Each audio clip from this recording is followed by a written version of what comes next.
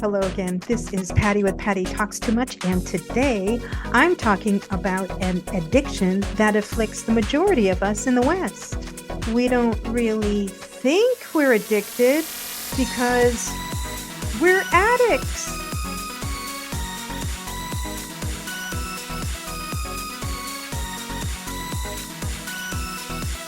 Thanks for joining me today. The subject that I'm talking about is something that's been bothering me for a very long time. So it is something that is a bit of an addiction for particularly those of us in the West, especially in America.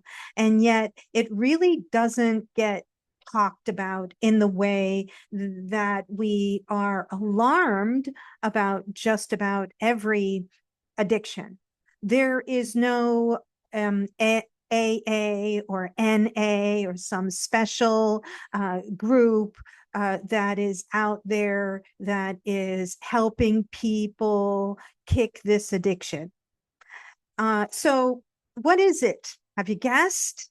Well, when I say it, you might get upset with me for that. But if you're really upset with me, is that a sign that you might be addicted? So just bear with me because I'm going to go through some of the reasons why this is definitely an addiction. Signs that you can tell, 6 signs that you can tell that this is an addiction for you, and a few ways that you can kick it if you really want to.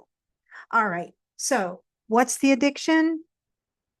Sugar. If you guessed sugar, you're right. If you've been able to kick sugar, then I congratulate you because there's almost no support out there for us to do so.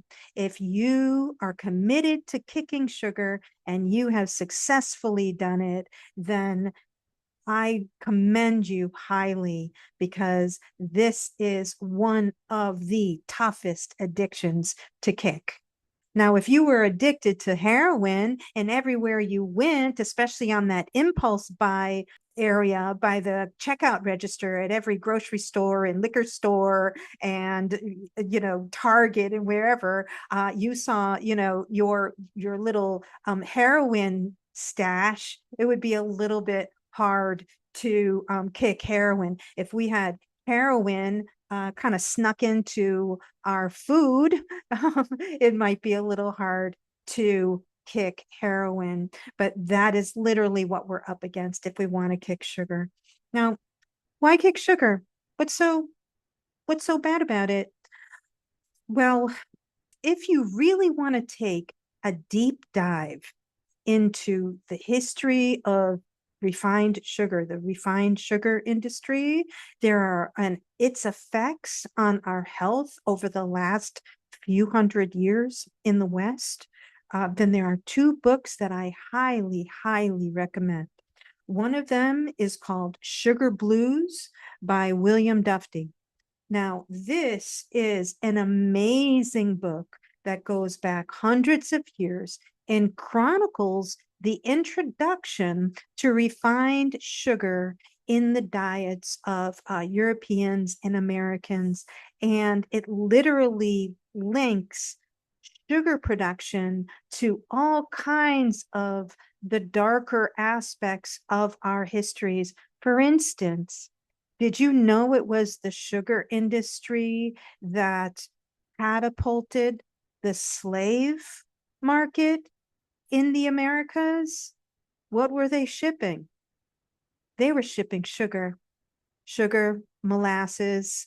All right. So the sugar industry and sugar cultivation, sugarcane out of the Caribbean in particular became a huge industry because once the Europeans got hooked on sugar, they didn't care. Their morals could go straight out the window because they needed their jams and their jellies and their pastries and their confectioners and all of those little sweet things that made them feel, oh, so civilized compared to the rest of the world.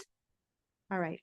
I'm being sarcastic, but honestly, my sarcasm will often saves me from profanity. So, I think it might be a blessing. So, Sugar Blues, an excellent, eye-opening, jaw-dropping book that chronicles the history of the sugar industry and its impact on Europe as it was introduced. This includes the European politics. This includes the kind of the decline of health in European cities in particular.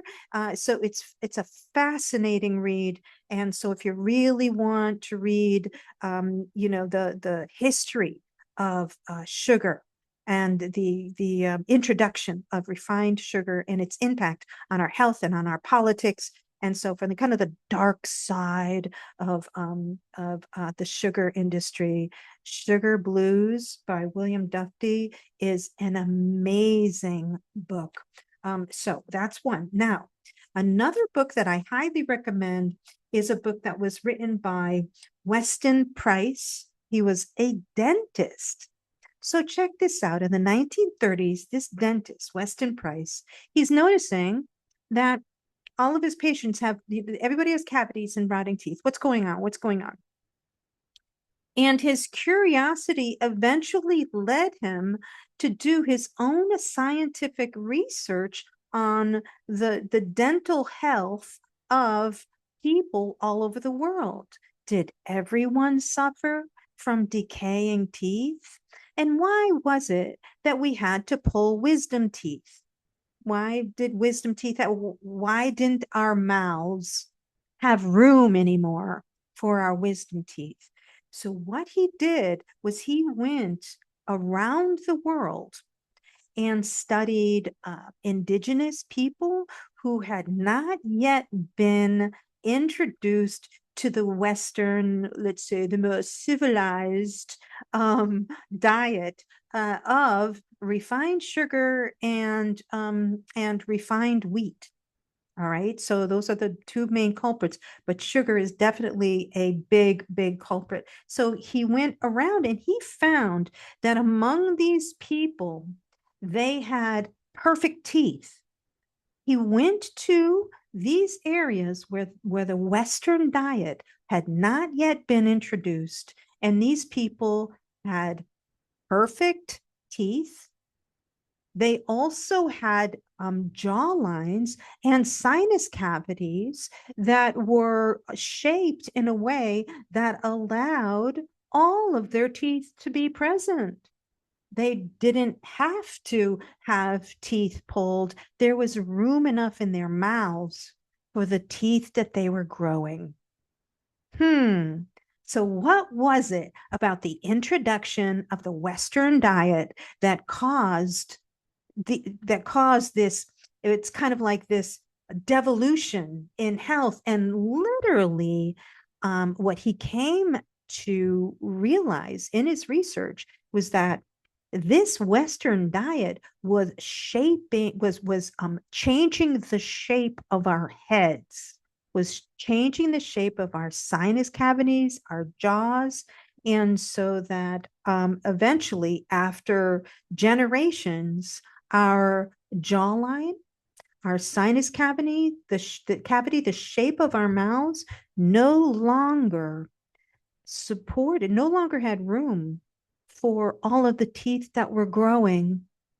All right, that is what happened after several generations. And so his book is called Nutrition and Physical Degeneration. Nutrition and Physical Degeneration by Weston A. Price, DDS. It is a fascinating book. It's thick, it's dense, it's got pictures. It's really an amazing book of research that kind of chronicles the impact of the Western diet on our teeth, on our dental. We're not even talking about other health issues. We're just talking about the effect on our teeth and also the effects on the shape of our mouths and our sinus cavities. Fascinating stuff. I highly recommend these two books if you really want to take a deep dive into the history of sugar, the refined sugar introduction into, our civilizations and the impact of that on our overall health, and also the impact of the introduction to sugar and refined wheat on our obviously on our teeth, and yeah, as compared to other groups around the world. Fascinating stuff. So highly recommend that. Now, question is sugar really addictive? Yes, my dear, it is. It is one of the most addictive substances on the planet. I do not say that lightly. And I will cite a Penn University research study that was done to show how amazingly addictive sugar is. All right. So this goes back a ways. It was a research project that was done at Penn University. All right. So, and I feel sorry for the lab rats. They always get the brunt of everything, right? And all those poor animals in those labs. So, that aside, so imagine this. You've got two cages containing two different groups of rats. And in one cage, you have the water dispenser, right? That they go over and they lick. There's a little ball on the bottom and they lick it. Now that dispenser, in that dispenser, the water is laced with cocaine. Okay. In the other cage, they have a water dispenser that is laced with sugar. All right. Now the experiment goes like this, and this is where it gets kind of cruel to those poor little rats. Once the rats in each cage kind of get to enjoying that water, whether it was laced with cocaine or laced with sugar, right? They're enjoying it. At some point, they start giving the floor of the cages were electrified, and so they could kind of send shocks through the cage floor to the rats. And so they began to shock the rats as they approached the water dispenser. All right. So they did that in the heroin laced water cage, and they did that in the sugar laced water cage. And what they observed is that eventually the rats in the heroin laced, not the heroin, the cocaine. Did I say heroin? That's a whole other thing, and we're going to talk about heroin. But in the cocaine laced water, they eventually stopped approaching it. It was too painful, right? It wasn't worth it. They didn't want to electrocute their poor little, paws on the, they didn't want to go through that pain. So they stopped. That wasn't true for the rats in the sugar-laced water group. They kept coming for the sugar even as they were being electrocuted. That's some crazy stuff right there. All right. So what did the scientists posit from this is that our evidence shows that sugar is potentially more addictive than cocaine or some of the strongest narcotics that we have. All right.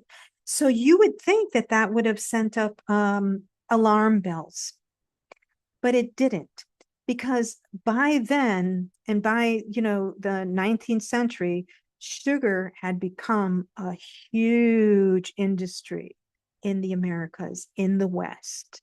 And this began to involve politics, money, profit.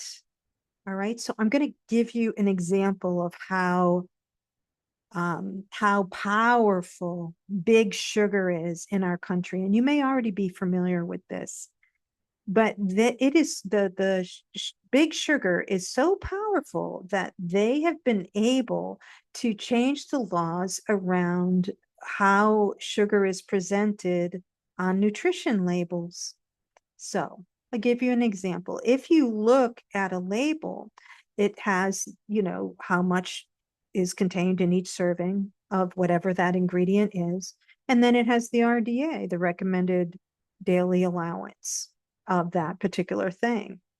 They managed to adjust the laws regarding food labeling so that sugary things like soda, which is all sugar, didn't show the RDA, right? So it didn't show the RDA because the fact is most soda has about 4 or 5 days worth of sugar in one bottle that you get out of a vending machine that you consume in 10 minutes.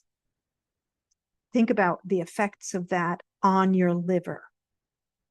All right. So it wouldn't benefit the sugar industry to have on labels things like 567% of the RDA for sugar in this. People might have stopped. They might have said, what?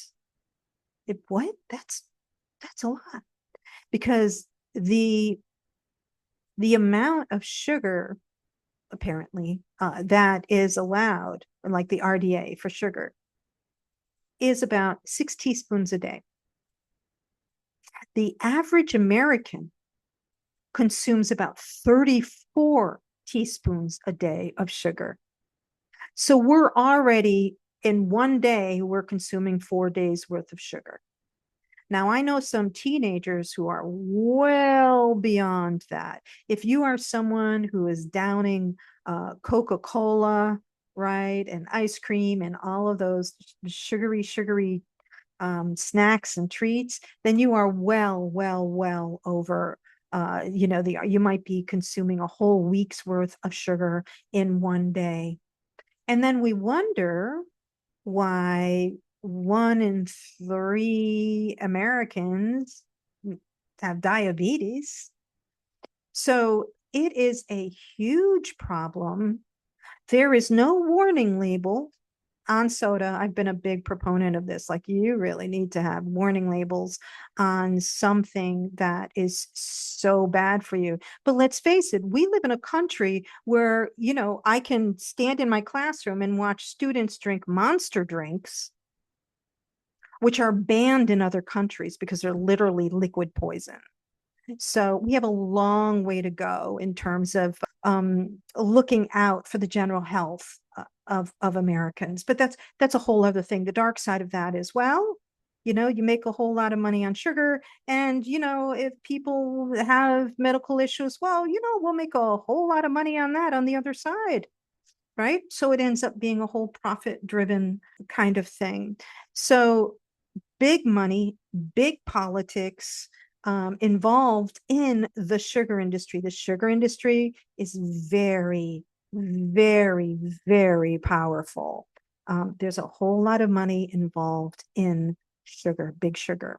Now, I'm going to tell you a little story, which kind of was one of those things that got me on a tear for like, this is outrageous. We really should do something about this. So back after my cafe closed, I returned to teaching. And one of the things, and I took some nutrition courses because it was very, obviously I've been interested in nutrition for years, but I was very interested in teaching nutrition and cooking to young people. So I got a summer job, which I really liked. So it was a job where you went around. It was kind of like an after-school program, but they had a summer program, and I was involved in that, where we went out to schools and we taught nutrition, and then we taught cooking. So it was a 2-hour thing, and there was like the nutrition lesson, hands-on like nutrition lesson, and then it would be followed by a teaching them how to make healthy snacks. And I loved it because that was right up my alley. Well, in this particular summer, my boss asked me if I was interested. This was when I lived in Florida. I lived in Palm Beach County, Florida. And my boss asked me if I was interested in traveling out to Pahokee to teach nutrition and cooking classes. And I was like, well, sure. Now it was an hour drive, right? And she said, well, a lot of people, they don't like the drive. And it's also, this is like one of the poorest communities in the state. And I said, I know, all the more reason. Yes, I will do this. So I began to drive out to Pahokee. Now, Pahokee is one of the poorest communities in all of Florida. They're kind of isolated. They're out there, almost on the banks of the Okeechobee, Lake Okeechobee, and and it's kind of like a food desert. So it's very hard to find grocery stores with a lot of produce or anything, health food stores, forget it. There's a liquor store on every corner though, and there's like fried chicken and all of that kind of stuff, but it's really kind of like a food desert. There's really not a lot of choices out there for people to eat healthy. And that was really reflected in the young people that I was working with. But on this drive out to Pahokee, it was an hour drive, a long hour-long drive, and there's nothing really between the eastern part of Palm Beach County and then out to kind of the banks of um, of Lake Okeechobee. So it's just miles and miles and miles of farmland. And what I noticed when I was driving out to Pahokee was I had never, ever seen such fertile soil. It was tar black. It was the richest soil I had ever seen in my life. I could not believe how rich that soil was. And you have to understand, it's on the banks of Lake Okeechobee, and historically Lake Okeechobee would kind of flood out, and like the waters of Lake Okeechobee really did feed that area. And so that area had lots and lots of nutrients from Lake Okeechobee, and it just became this ultra rich, fertile soil. But as I'm driving miles and miles and miles out to Pahokee, the only crop that grew in that long expanse of dark, rich soil was sugar. It was miles and miles and miles of just sugar cane. There was no corn. There were no green beans, nothing, nothing but sugar. I didn't see a bit of any other crop in this beautiful, beautiful soil. It was all sugarcane.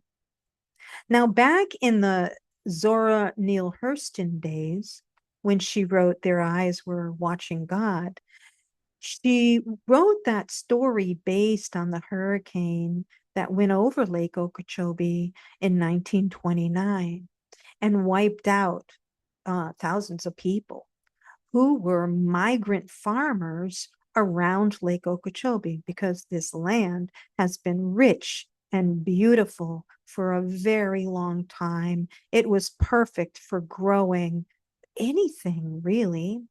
So at the time of the hurricane, the migrant farmers were down there, and I'm pretty sure that the crop that was growing at that time was beans, just loads and loads and loads of beans. And so these migrant farmers would come in and they would just pick beans until all the beans were harvested, and then they would move on to somewhere else to harvest. So something happened, obviously, after that, whereas there was no vegetable growing anymore around Lake Okeechobee. It was taken over by big sugar, and now the only thing that grows there. I didn't see a string bean plant anywhere, or tomato plant, or corn, or anything. It's all sugar. And so I'm sharing this story because for me, it was a dramatic contrast. Here you had miles and miles of some of the best soil in the country dedicated to a crop crop that may be one of the most detrimental things that we could be growing, right? And it's there and it's protected and it has just taken over the whole area. And right next to it is one of the poorest communities where it's hard for them to, to find a fresh tomato on a farm stand anywhere. It's just, it doesn't grow, like you don't see vegetables growing out there. It's all been taken over by big sugar. So the contrast to that, and I'm going out there and teaching them, nutrition and cooking, and I'm thinking they're, the odds are completely stacked against them. They're growing up in a food desert right next to rich soil that's growing a crop that would that is so detrimental that half the community was diabetic. So it was kind of heartbreaking for me to see that kind of juxtaposition. So that's my story. So let's get to how it is, how you would know if you're addicted. Now, we know, like, if you've ever been around an alcoholic or somebody who's addicted to a drug, you know that you know what the behaviors are. We often don't trust them because they're not honest, and there's all kinds of shady stuff that goes on because as the old saying goes, you don't do drugs, drugs do you, right? And there's a reason why they say that. Drugs do you. They control your thinking, they can control, your behavior. They slant and pervert your morals. All right. And so that is what an addiction does. So I'm going to go over 6 things that, if you're wondering, am I addicted? I'm going to go over 6 things that are an indication that you might be addicted to sugar. All right. So one is hiding and stashing. So if you are someone who likes to sneak little candies or chocolate bars or whatever, is somewhere in your bedroom or in your desk or in a drawer or somewhere in your car or whatever. So you've got your secret stash, just like people have their secret stash of cigarettes or their secret stash of liquor. Sometimes people will, keep a bottle of liquor under the seat of their car, right? So they can take a swig when no one's looking. All right. So that's a little bit like sugars. So if you are somebody who hides stuff or stashes it, you have to have your stash. It's kind of like your drug stash. Where's my drug stash? Because you've got to know where your next fix is coming from, right? Where is my next fix coming from? If I can't get to this or that, I know where I've kept a stash. All right. So that's addict behavior. The second one is stealing or sneaking.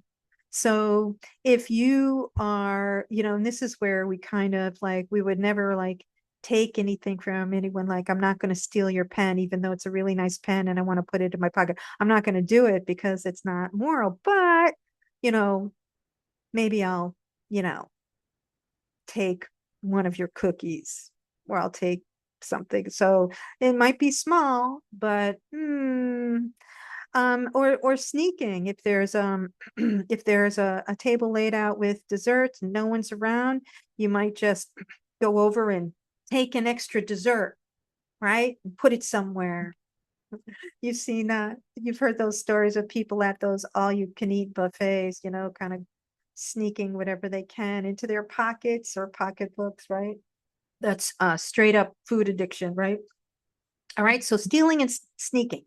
And I'm not talking huge. I'm just talking about these little things that you might not do with something else, but you might do with sweet. The next one, manipulating.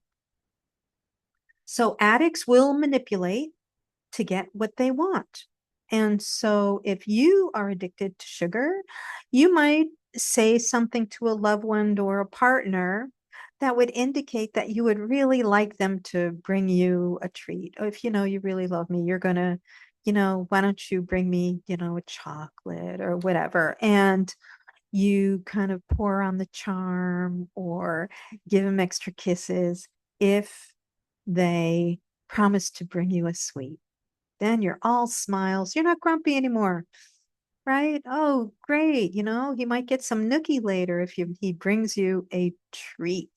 So subtle manipulations. Another one is recruiting.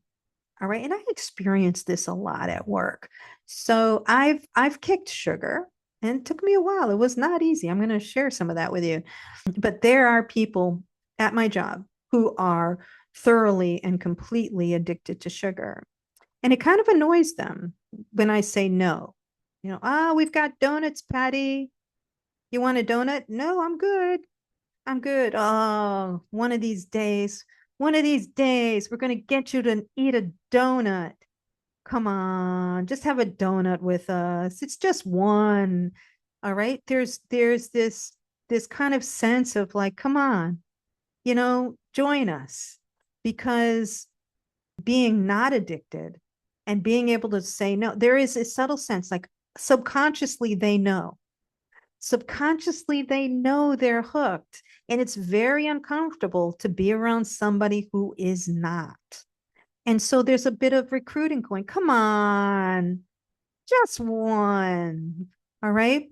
So if you find yourself doing that to someone who isn't interested in having a sugary treat, are you recruiting?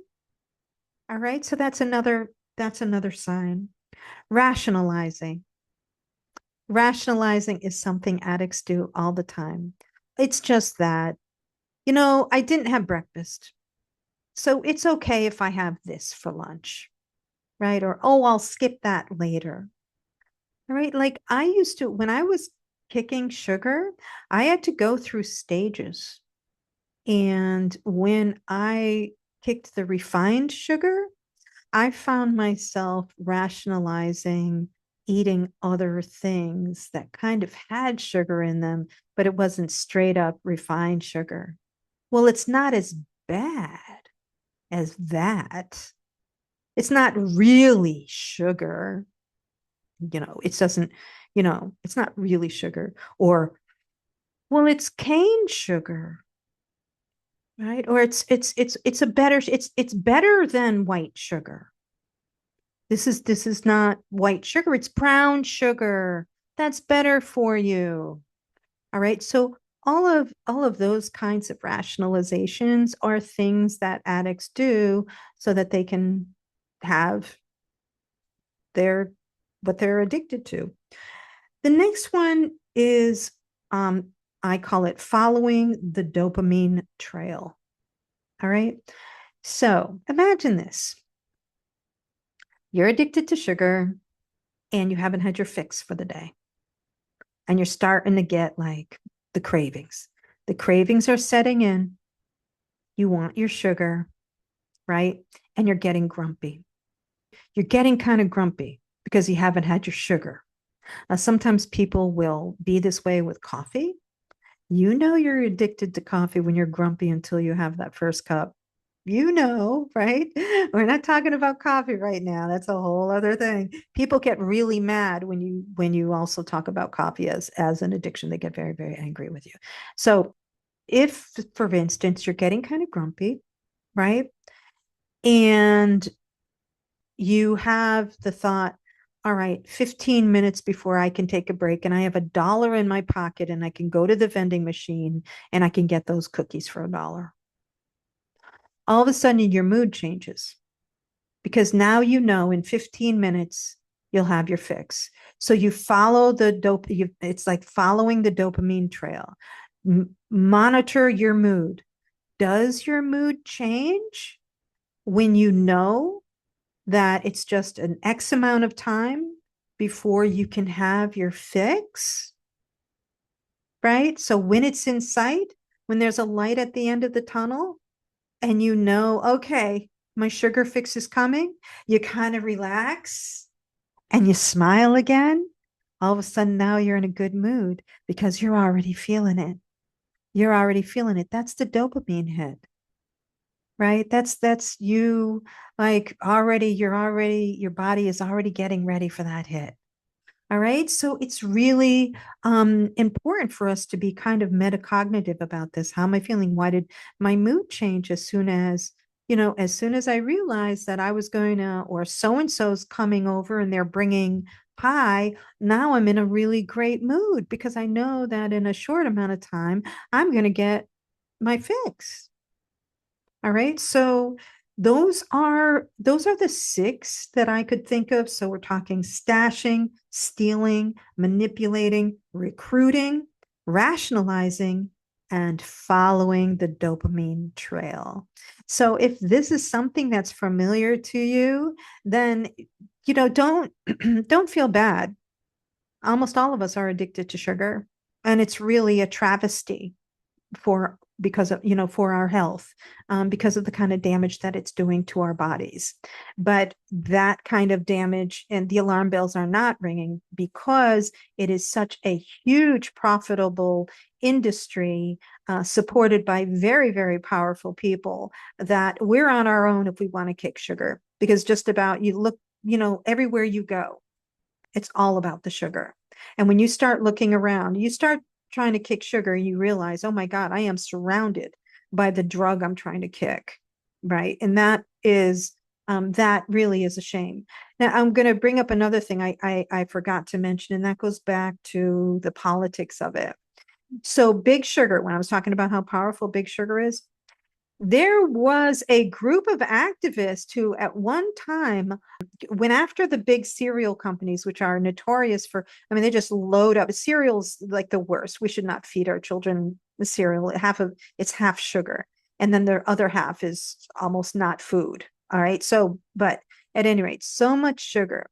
So you have these companies that are advertising specifically to children for the sugary cereals. And then what they'll do, these companies pay for their placement in grocery stores, and they literally would make sure that what they were advertising was at eye level to children who are being pushed in carriages down the grocery aisle.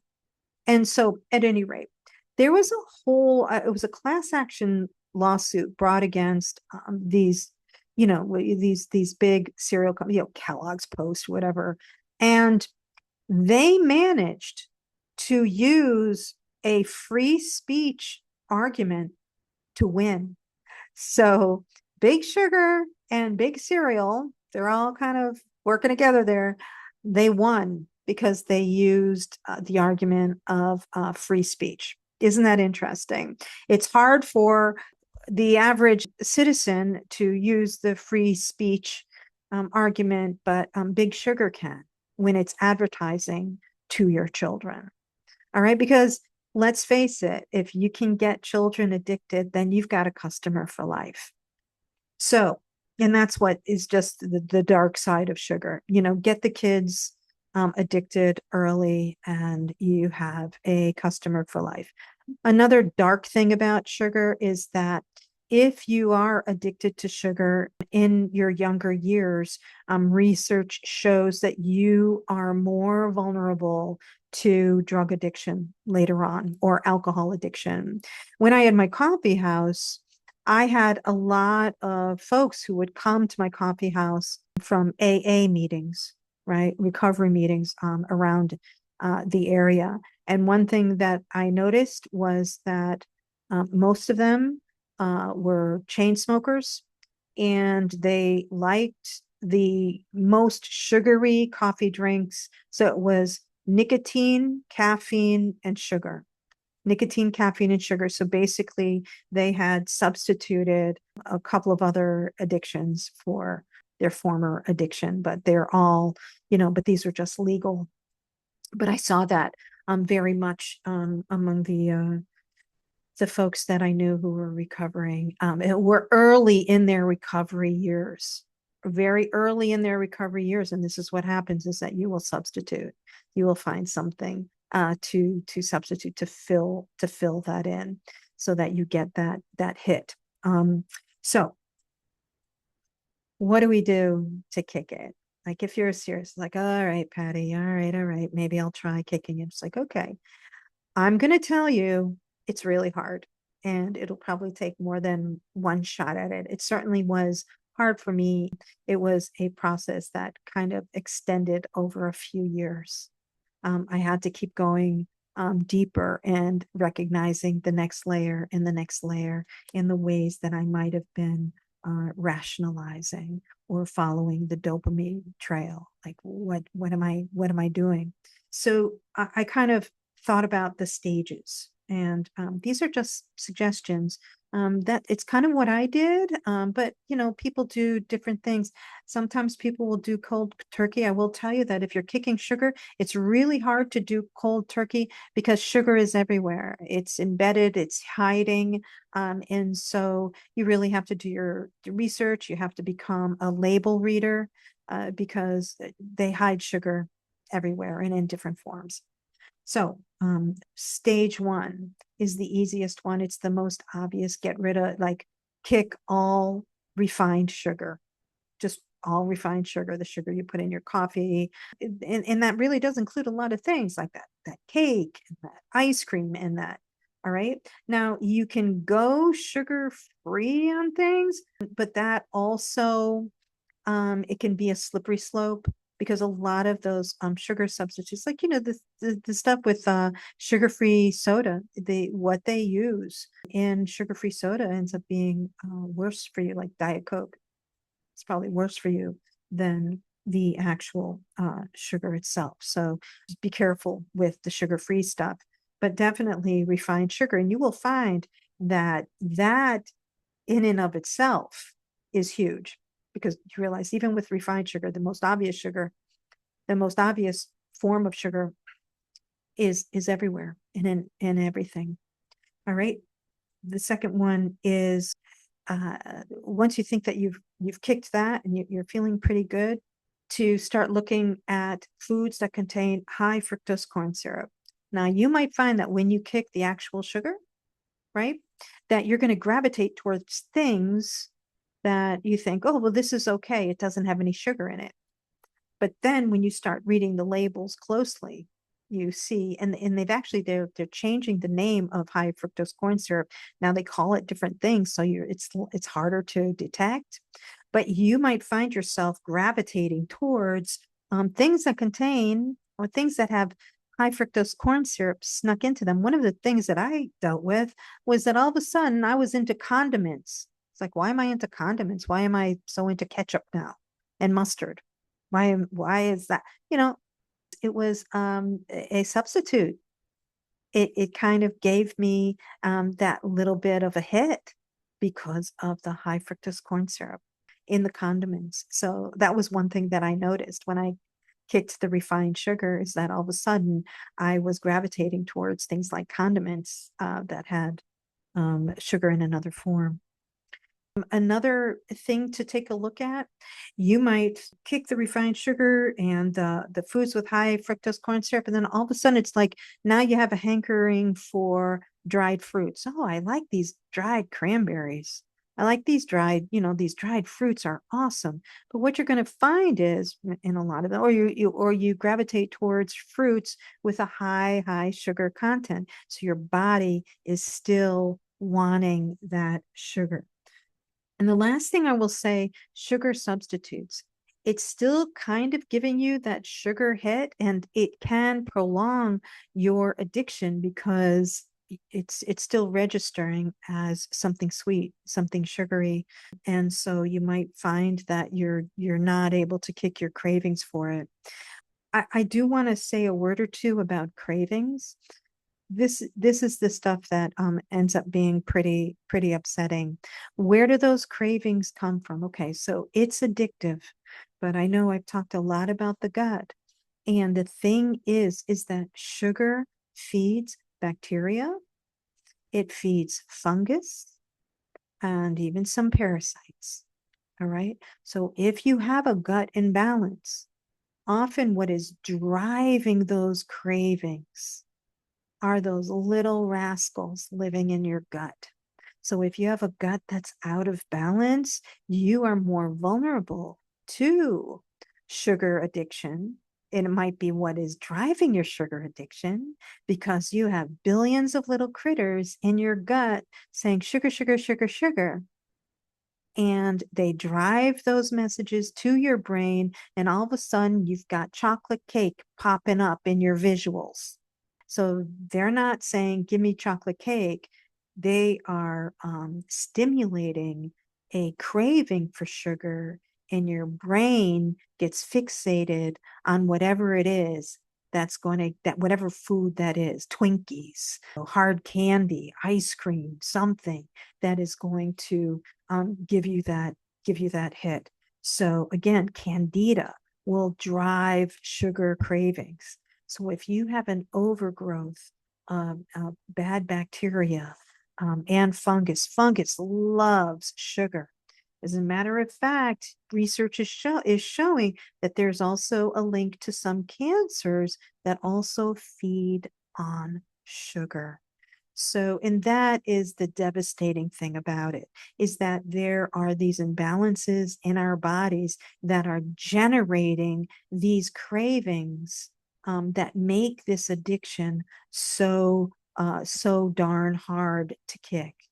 So I will just say that rebalancing my gut has really made a difference in terms of my cravings, because now I don't have those cravings and I'm not always fighting to stay committed to my abstinence of sugar. You know, it becomes a lot easier when we rebalance our gut. If we have like a normal balanced gut, we don't have these cravings for sugar. So it is worth doing the work to balance out the bacteria and such in your gut, so that you can really reduce and even eliminate these cravings in the first place. So that's really what I have to say about sugar. It may have been more of a rant today than anything, but it is something that I feel really strongly about. It is a blight on our overall health, and we will go a long way in obtaining optimal health if we can kick sugar. It will literally transform our health, our moods. It can literally transform everything. So I encourage you to consider it. I know that, you know, sometimes when people are addicted to something, they get really angry with the people who point it out. So don't shoot the messenger, just consider these things. And if you decide you want to address it, then take baby steps. Don't be hard on yourself. Just take little steps towards eliminating sugar from your diet, or at least dramatically reducing it, and rebalance your gut so you don't have to deal with those overwhelming cravings. So that's it for today. I wish you all the very best of health. I will see you next time. This is Patty with Patty Talks Too Much. Ciao.